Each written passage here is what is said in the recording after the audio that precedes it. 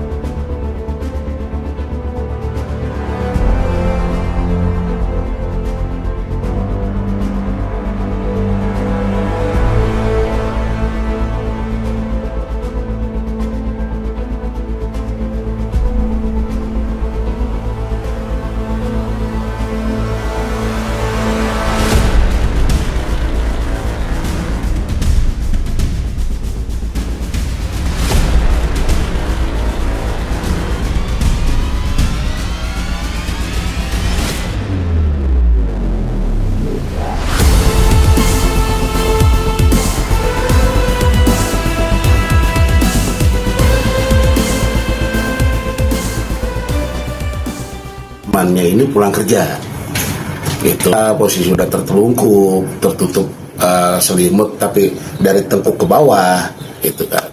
Nah seperti itu. Nah, ketika dibangunkan sama temannya itu udah nggak gerak, nah nangis lah, terus saya ke bawah, saya naik ke atas ya udah seperti itu.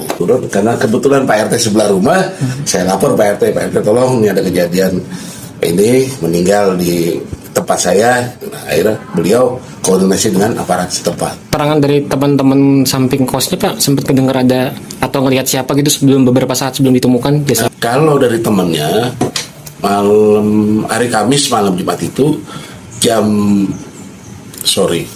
sekitar jam 1, jam 2 itu ada keributan. Itu nah, ada keributan terus selesai itu kan. Saya nggak tahu ceritanya bagaimana. Terus ada satu yang di sini hari Jumat pagi sekitar jam 11 melihat pelaku itu datang terus turun. Ini dasar info dari yang temennya ya. Saya bilang, emang kamu kenal gitu kan?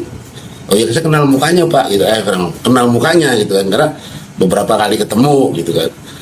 Ketemunya datang, ketika dia datang ketika si pelaku ini, katanya pelakunya datang, temennya ini lihat, terus merasa ini kan udah kenal lama korban gitu kan, ditinggal lah gitu kan. Kalau ditinggal nggak tahu apa namanya pulangnya, seperti itu.